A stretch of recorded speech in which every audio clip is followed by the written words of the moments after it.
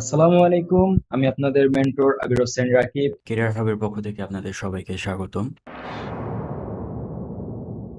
তো আজকে আমি আসলে দেখাবো যে Figma নতুন একটি আপডেট নিয়ে আসছে। তো আপডেটটা আসলে কি?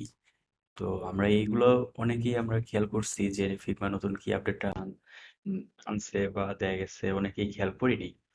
তো আমার কাছে মনে হলো যে না আসলে এই আপডেট নতুন যেহেতু আসছে তো ভিডিওটা বানাইলে হয়তো আপনাদের জন্য ভালো হবে। তো এই কারণে আমি ভিডিওটি বানাই। তো প্রথমে এখানে আমরা খেয়াল করব এখানে কিন্তু আগে ছিল শুধু ফ্রেম আর হচ্ছে স্লাইস।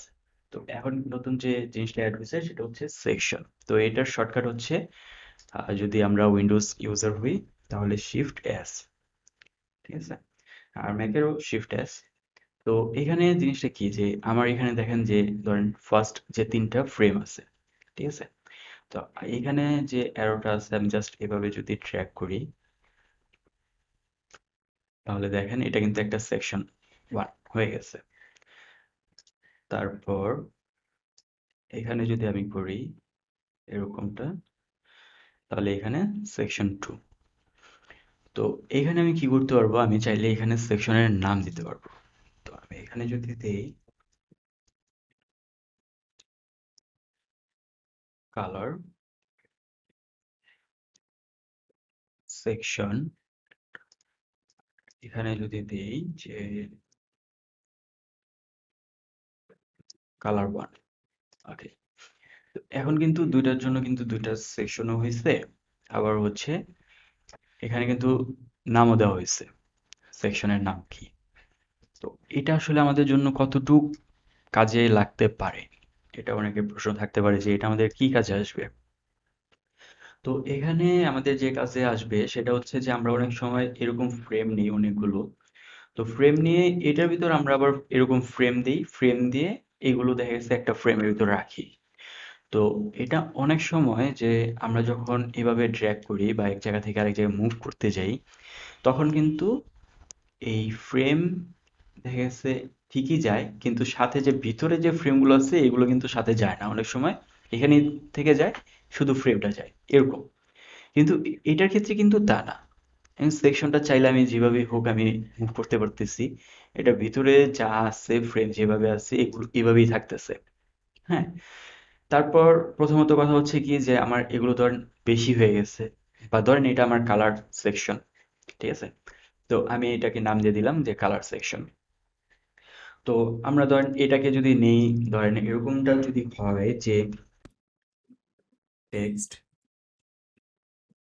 সেকশন, আচ্ছা, ধরেন এটা হচ্ছে টেক্সট সেকশন। আমরা যখন একটা ডিজাইন করতে যাই তখন এখানে আমাদের কালার প্লেট নেই, তারপর টেক্সট হেডার প্যারাগ্রাফ এগুলো নেই। তো এগুলোর জন্য আমাদের ফিগমাতে ঠিক আছে এখানে একটা সুবিধা আছে, কিন্তু আমরা অনেক সময় এখানেও নেই, তারপর আমরা আলাদাভাবে আমাদের স্ক্রিনেও আমরা নিয়ে রাখি যে আসলে কালার কোনটা ইউজ করতেছি বা টেক্সট কি সাইজ ইউজ করতেছি এগুলোর জন্য আমরা করি, তো এটা আমরা ফ্রেমে করে থাকি। কিন্তু আমরা যদি এভাবে যদি দিয়ে দিই যে এটা হচ্ছে কালার সেকশন, এটা টেক্সট সেকশন, বা ইমেজ যদি থাকে তাহলে ইমেজ সেকশন, বাটন থাকলে বাটন সেকশন। তো এরকম করে যদি আমরা পুরো ফিগমা স্ক্রিনটা আমরা ভরে রাখি না, তারপর কিন্তু আমরা এর ভিতর বের করতে পারবো যে এইখানে হচ্ছে কালার সেকশন আছে, এখানে টেক্সট সেকশন আছে। তো এটা আমাদের জন্য কোনো ব্যাপারই না, আমরা খুব সহজেই এটা বের করতে পারবো। কিন্তু আমরা এমনিতে নর্মালি সময় এটা অ্যাড হওয়ার সেকশনটা অ্যাড হওয়ার আগে যেভাবে আমরা কাজ করছি, তো ওইখানে দেখা গেছে হয় কি যে অনেকগুলো ফ্রেম হয়ে যাওয়ার পরে আমাদের জন্য আসলে খুঁজে বের করাটা খুব কষ্টকর হয়ে যেত। আমরা যত জুম আউট করি আমরা খুব ইজিলি এখন দেখতে পাচ্ছি যে এখানে এটা কিন্তু কালার সেকশন। আমাদের এখানে ফ্রেম হাজার হাজার ফ্রেম হোক, কোনো সমস্যা নেই, কিন্তু আমরা এখানে খুব সহজে বুঝতে পারতেছি এটা টেক্সটের সেকশন, এটা হচ্ছে কালারের সেকশন। তো আমরা কিন্তু জাস্ট এখানে যদি আমরা মাউসটা করি জুম ইন করি তাহলে কিন্তু আমরা এখানে পেঁচে দিচ্ছি।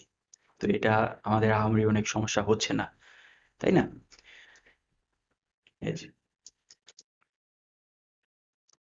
তো এই হচ্ছে সেকশনের কাজ। আসলে ফিগমা নতুন নতুন অনেক ভালো ভালো কিছু জিনিস নিয়ে আসতেছে, যেটা আমাদের ডিজাইন করার ক্ষেত্রে আমাদের অনেক সময় বাঁচায় আর অনেক সহজ হয়ে যায় ডিজাইন করাটা, তাই না? তো এই যে সেকশনটা যে আমি অ্যাড করলাম, তো এখন কথা থাকতে পারে যে আমি অ্যাড করছি, কিন্তু এখন এটা আমি এটা যে ধরেন একটা গ্রুপ করা, এটা আমি আনগ্রুপ করব কিভাবে? তো এটা আসলে খুবই সহজ। যে আমরা যদি উইন্ডোজ ইউজার হয়ে থাকি তাহলে অবশ্যই কন্ট্রোল শিফট এবং জি, এটা যদি প্রেস করি তাহলে এটা আনগ্রুপ হয়ে যাবে, মানে সেকশনটা থাকবে না। আর যদি আমরা ম্যাক ইউজার হই তাহলে অবশ্যই কমান্ড শিফট জি প্রেস করলেই এটা হয়ে যাবে। তো আজকের ভিডিওটি এই পর্যন্তই। যদি আমার ভিডিওটি ভালো লাগে তাহলে অবশ্যই আমার ভিডিওটিকে লাইক, কমেন্ট, শেয়ার করে দিবেন এবং সাবস্ক্রাইব তো অবশ্যই করবেন যদি ভালো লাগে। আর পাশে থাকা বেল আইকনটি ক্লিক করে দিবেন। তো সাথে থাকার জন্য ধন্যবাদ। সবাই ভালো থাকবেন। আসসালামু আলাইকুম।